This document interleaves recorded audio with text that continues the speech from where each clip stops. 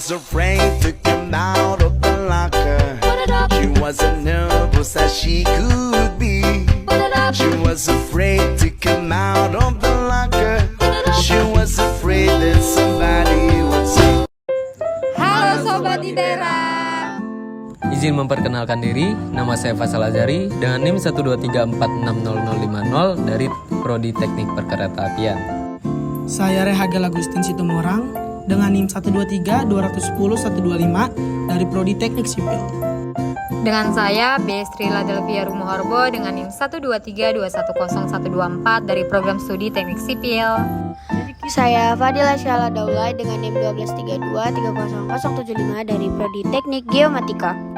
Halo everyone, nama saya Aula Afifah dengan NIM 123300063 dari Prodi Teknik Kelautan.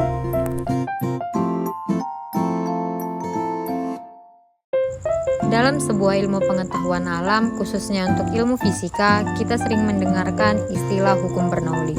Hukum ini sering digunakan sebagai alat ukur untuk menghitung massa atau tekanan dalam sebuah aliran pada air.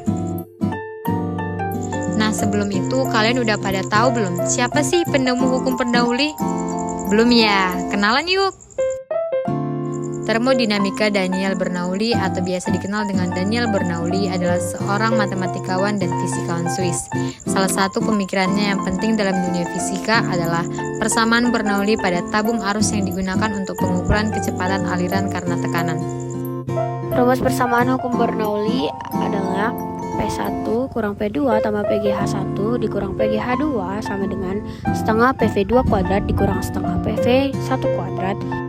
P1 tambah PGH1 tambah setengah PV1 kuadrat sama dengan P2 tambah PGH2 tambah setengah PV2 kuadrat. Dengan P adalah tekanan pada fluida satuannya Pascal, Rho massa jenis fluida dengan satuannya kilogram meter per kubik, V kecepatan fluida dengan satuannya meter per second, H1 adalah ketinggian fluida dari keadaan pertama dengan satuan meter, H2 ketinggian fluida dari keadaan kedua dengan satuannya meter.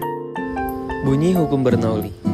Jumlah dari tekanan, serta energi kinetik dan energi potensial tiap volume yang berada di setiap titik aliran fluida adalah sama. Prinsip hukum Bernoulli. Prinsip Bernoulli merupakan pernyataan bahwa tingkat kecepatan fluida dinamis berbanding terbalik dengan tingkat tekanan yang di dalamnya selama perpindahan. Semakin cepat fluida dinamis berpindah, semakin kecil pula tekanan di dalamnya. Sebaliknya, semakin lambat fluida dinamis berpindah, tekanannya semakin besar.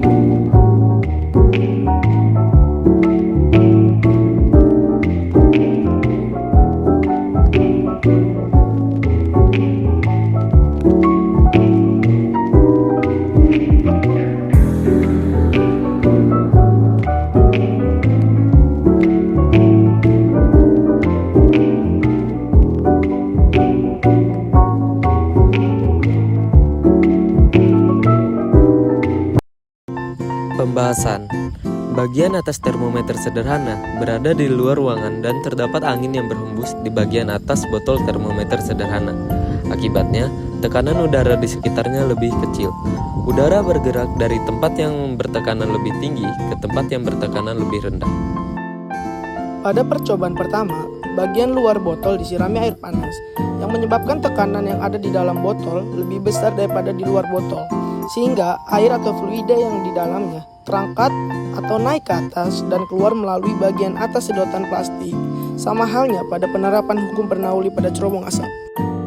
Lalu, percobaan kedua setelah airnya naik langsung disirami dengan air dingin yang menyebabkan fluida yang ada di sedotan plastik kembali turun ke dasar botol. Hal ini disebabkan pada saat disirami air dingin, tekanan yang ada di dalam botol mengecil sehingga airnya kembali lagi ke dasar botol. Kelebihannya ialah 1. Alat dan bahan yang dibutuhkan untuk membuatnya mudah didapat. 2. Cara menggunakan alat sederhana ini masih tergolong mudah. 3. Biaya yang dibutuhkan terjangkau. 4. Tenaga yang diperlukan tidaklah besar. Kurangannya adalah 1. Kurang efisien karena harus merangkai terlebih dahulu. 2. Skala kurang presisi. 3. Hasil pengukuran yang kurang akurat secara rangka. 4. Bentuknya kurang fleksibel untuk dibawa kemana-mana.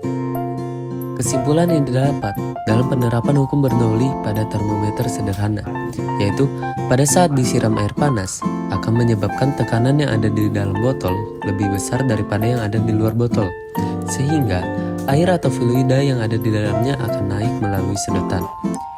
Pada saat disiram air dingin akan menyebabkan fluida turun ke dasar botol.